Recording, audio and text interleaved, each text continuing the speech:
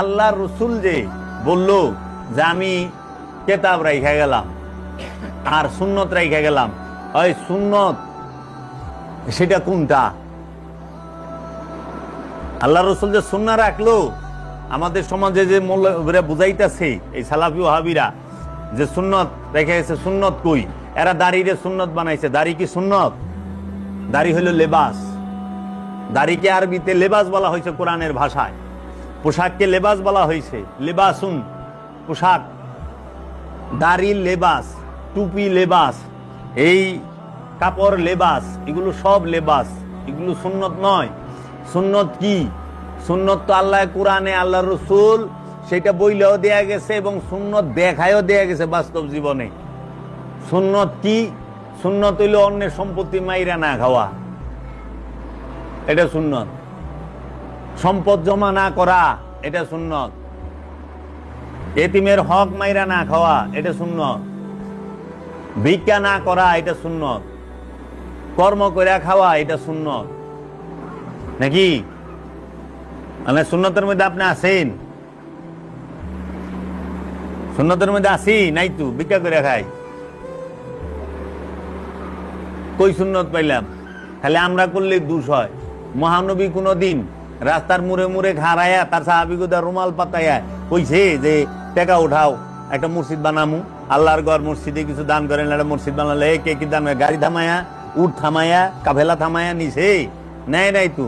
আপনারা এই সুন্নত কই পাইলেন যে মানুষ রাস্তাতে যাইবা সরকারি রাস্তা ব্যারিকেড ফালাইয়া টাকা লেবেলে? আপনার কে কইছে আল্লাহর ঘর ভিক্ষা করে বানাইবার? কেন ইসলামকে ছোট করেন? এটা কই পাইলেন? হ্যাঁ, আমাকে দেশ বড় মসজিদের দান বাক্স, মক্কা শরীফে আমি দান বাক্সই দেখলাম না। কাবা ঘরে যারা গেছে কেউ দান বাক্স দেখছে? মসজিদে নববীতে ঠেলেতে দেয়, মসজিদের দান নববীতে দান বাক্স দেখলাম না। এমনকি আমি যে সৌদি আরব 5 বছর থাকছি, আমার ভাই থাকে তাই গেছে 23 বছর। হ্যাঁ, 24 বারের হাজি, 24 বার হজ করছে, উমরা আর বড়টা মিলাইয়া। তো আমি তো যে সৌদি আরবে এতটি বড় বড় মসজিদে নামাজ পড়লাম। হ্যাঁ, রিয়াদ জুমা মসজিদে নামাজ পড়ছি, দাম্মাম জুমা মসজিদে নামাজ পড়ছি, আল জুবাইল জুমা মসজিদে নামাজ পড়ছি, মক্কায় যায় বড় বড় জুমা মসজিদে নামাজ পড়ছি, মদিনায় যায় পড়ছি, জিদ্দায় যায় পড়ছি। তো একটা মসজিদে আমি দান বাক্স দেখি নাই। তামঙ্গ দেশে দান বাক্স কেমনে চালা, কি লেগে চালাইলেন? হাসা কথা কইলে আমি বালা না। এটা তো তাহলে এটা কি সুন্নত?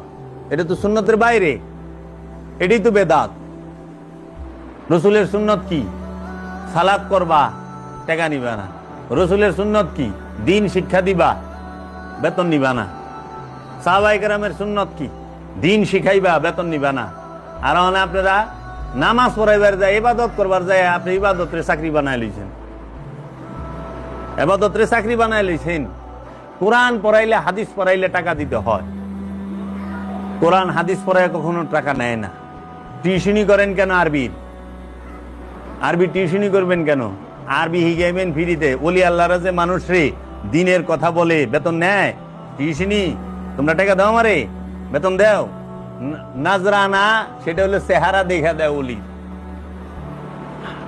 হাদিয়ার বুঝো, এরা হাদিয়া কয় বেতন রে, বেতন হাদিয়া না, ওই পারিশ্রমিক হাদিয়া না কোনোদিন।